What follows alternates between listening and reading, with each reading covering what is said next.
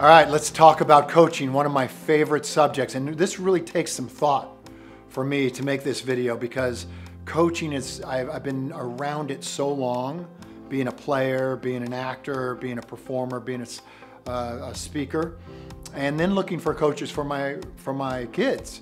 Dance instructors, athletic instructors, speed instructors, strength, coaches in all kinds of athleticism and the arts. So it takes me a lot to break this down. So here we go. This is what I want you to look for. This is the biggest mistake people can make is they get bad coaching. And I think bad coaching is worse than no coaching at all. I want you to look at the very top of your field. Who is that person? When I wanted to become a stage performer, who did I go to? Did I go down to the local playhouse and look for an acting instructor to make me the best stage performer? No. Who did I go to? The best stage performer of his time, Al Pacino. And I asked him, can you help me? And he did. Because here's another thing about going to second-rate coaches. It's not that they won't help you, it's that they can't help you because they don't know what it takes to get to the top. So that's the very first lesson in choosing great coaching. Find somebody who's been there at the very top of their game, like an Al Pacino. If, for example, you want to be the fastest man in the world, who would you go to in that case? Would you go down to the local gym in your neighborhood and go, who's the speed coach in this gym? I just want to be a kind of a mediocre fast guy. Who's that person? Don't do that. Go to the fastest person in the world, the guy who's got records, the guy who's got gold medals around his neck. Who trained that person? Be creative. Don't go to second rate, go to first rate. Those are the first two, right? That's the first thing. Look for number one. The second thing I want you to look for in a coach is look at his roster. Look at her client list. Where are they? Look at their roommates. Look at their family. How are they doing? Are they way down here and Mr. Coach is way up here? Is that how it's going? Because I'm not around those people.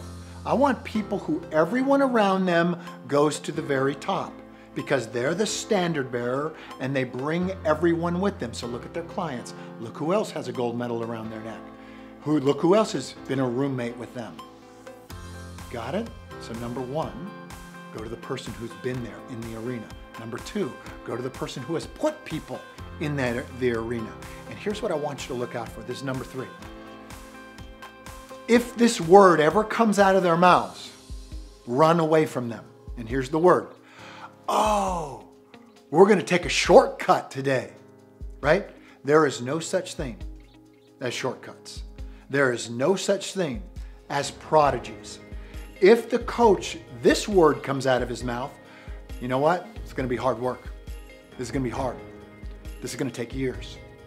That's the coach you go with. You don't go with the one who's making promises of $1 million in a weekend. You don't go to the coach who says, well, you're not naturally gifted, so you don't have a chance. You don't go to the coach who goes, this is going to be easy. You're a prodigy. You're gifted. I'm going to make you fast overnight. Those people can't help you. And that's a lie. You always remember there are no shortcuts and there are no prodigies. If the word hard work and process, those kinds of words, come out of this coach's mouth, those are the ones you want to go with. Because mastery is always rewarded. Always rewarded.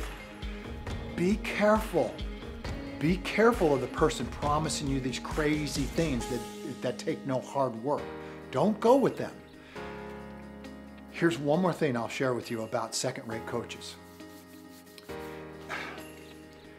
Two things about them. They won't help you. They won't help you. You know why? Because they think you're going to pass them up, which you are. Okay? So that's one thing. Secondly, they can't help you. Do you know why they can't help you? Because they have never been there themselves. They read great performers. They studied great achievement. They never did it themselves. So it's theoretical to them. Their distance from their own greatness They look outside of themselves for greatness. They don't attempt it themselves. So how can they pass it on to you? I want to go to the man or the woman whose face is marred with dust and sweat and blood and is standing right in the middle of the arena. The one who's been there before. The one who has gotten people to that level. Those are the people I work with. Just take those lessons on for your own when you're looking around. And don't be needy. Don't go to the first coach you meet because they're cheaper. Don't go to the coach that promise you something that you know can't be achieved or that's going to give you a bunch of their time. Go to the coach. I don't need a coach that's going to give me a bunch of time. I need a coach who's going to give me 1 minute. 1 minute of excellent coaching from a person that's been there and can point me in the direction. Most people, they don't go to those coaches because they're expensive or because they promise no work. Don't go to those coaches. Go to the ones that promise you this is going to be hard, this is going to take mastery, this is going to take years. But you'll have a sense of honor in the end of all that work, and you'll be standing at the top after all that work. That way, your life, way before you ever approach a coach, way before you go to them, your life is then predictable. Our life is completely unpredictable in this lifetime, correct? Unless you go to the right coaching and you look where that coach has been and you look who that coach has coached, and then you go, that I'm going to be the future. I'm going to put myself right in there. Otherwise, just eliminate yourself from the beginning. Go to the coach who's going to give you a lot of attention. Can't help you. Going to give you a lot of attention. Go to the coach that's down the street and really cheap. Go to them. Pay them $8 for an hour. Not going to get helped.